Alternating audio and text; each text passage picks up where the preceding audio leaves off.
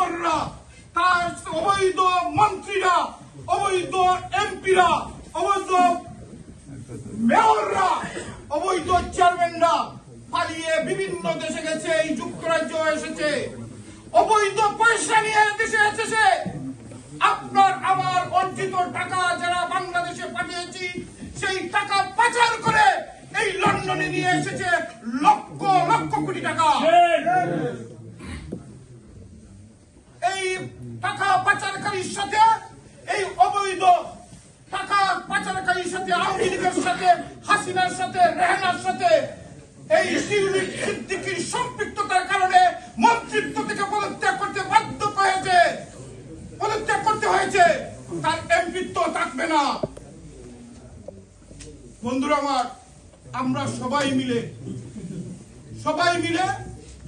আমরা এই চুরিদের সাথে, ডাকাতদের সাথে, মাফিয়াদের সাথে, যারা গণহত্যা করেছে তাদের সাথে আমাদের সামাজিক রাজনৈতিক কোন সম্পর্ক থাকতে পারে না। আমরা সবাই 20 তারিখ রাত 21শে ফেব্রুয়ারি ঠিক আগ মুহূর্তে সবাই রাত্রে 10টার মধ্যে আলতামালি পার্কে উপস্থিত হওয়ার আহ্বান জানাচ্ছি। এটা আমাদের দায়িত্ব।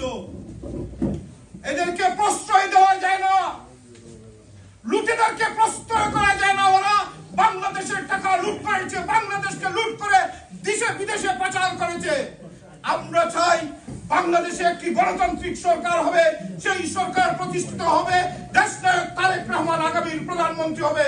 তখন এই লুটেরা যারা টাকা পাচার করে বিদেশে নিয়ে আসে, সব টাকা আমরা বাংলাদেশে নিয়ে যাবো ইনশাআল্লাহ। যুক্তরাজ্য বিএনপির সংগ্রামী সভাপতি সাহেব আছেন, উনি বক্তব্য দিবেন।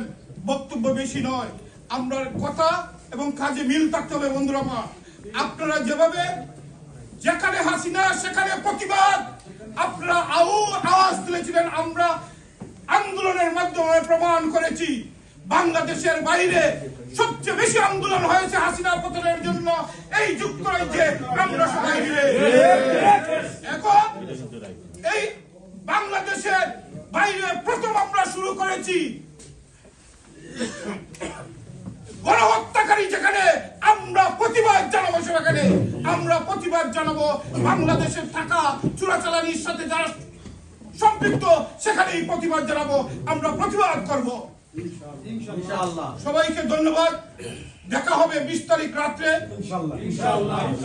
দেখা হবে এবং আপনাদের মাধ্যমে আমাদের যে প্রত্যেকটি জুনের বিএনপির নেতৃবৃন্দ, যুবদলের নেতৃবৃন্দ এবং স্বেচ্ছাসেবকের নেতৃবৃন্দ সবাইকে আহ্বান জানাচ্ছি ওই 21শে ফেব্রুয়ারির অনুষ্ঠানে থাকার জন্য।